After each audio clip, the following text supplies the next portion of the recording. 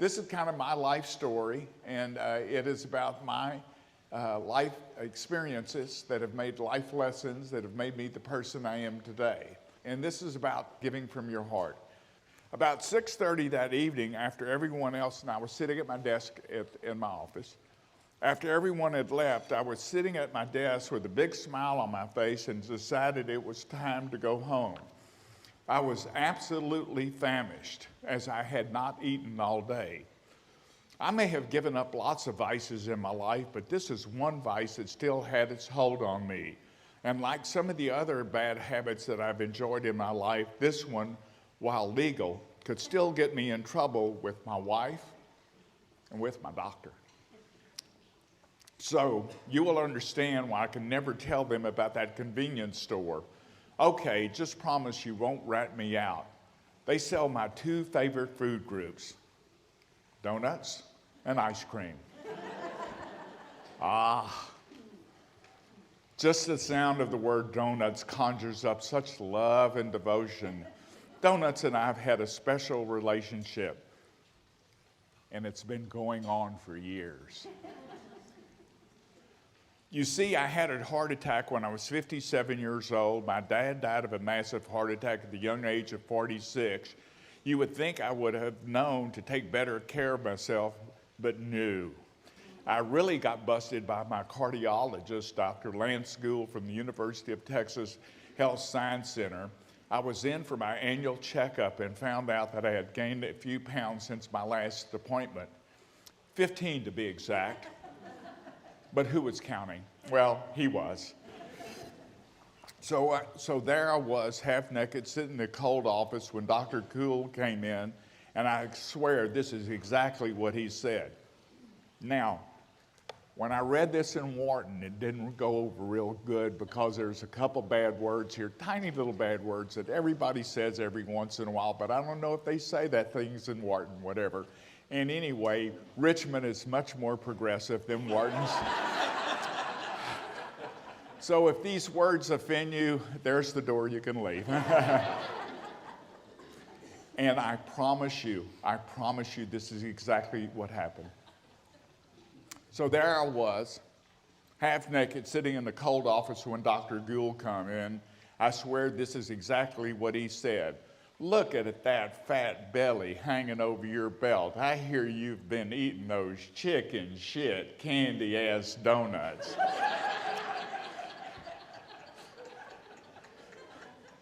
My mouth hang open. Did he miss the warm bedside manner class in medical school? I looked at him and said, Dr. Gould, I need to ask you a question. I'm pretty confused here. I said, is chicken shit candy ass a medical term? He was not amused. If you don't stop eating those chicken shit candy ass donuts, you're going to have another heart attack. So I quit. I did. And for a long time. But then, y'all don't believe me, do you? But then, the lure of those fresh, sweet, doughy, sticky buns call me back to the dark side. So back to the story at hand. I pull my black SUV into the store parking lot, burst through the double wide doors, and was greeted by the round Pakistani manager just as he had greeted me for years. Hey, Mr. Donut Man, he shouted. Hey, Mr. Pakistani Man, I called back. You still hustling those people for lotto tickets? There were a dozen or so people standing in line to check out, and they all turned to me and looked at me. I said, don't buy any lotto tickets from him. I can't tell you how much money he has conned me out of. Everybody laughed, and some of the regulars shared their stories about Mr. Pakistani Man. As I was waiting in line, eager to get my sugar high going, I noticed a young boy standing by the display of hot food items, a crumpled $5 bill clutched in his hand. He was pacing back and forth, and I could see the indecision in his face. He was trying to decide how he was going to spend his $5. And I could also see in his eyes that he wanted an after-school treat that cost more than he had had. Now me, I was feeling as high as a kite.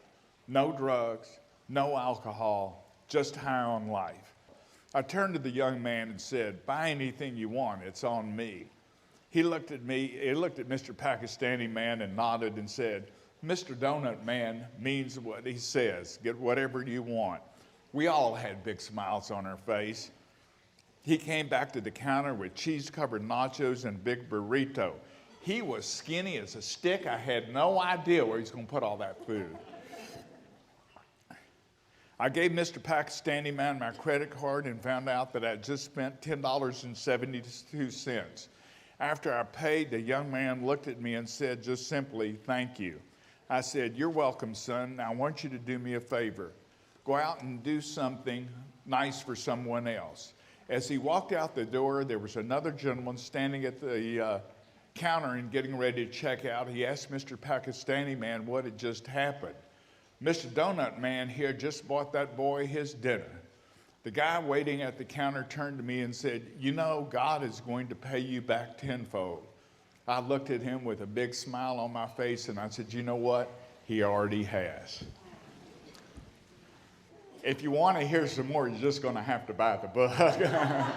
Anyway, what this book is about and what my life is about and what my wife Sue's life is about is giving from our heart and doing the right thing. And you just don't know what a random act of kindness, when you go give somebody a kind word, how it will end up being. And it takes so little, and it doesn't. You can be a philanthropist. You don't have to give money away to be a philanthropist. We have three things that all of us can do. We can have our time, our talent, and our treasure.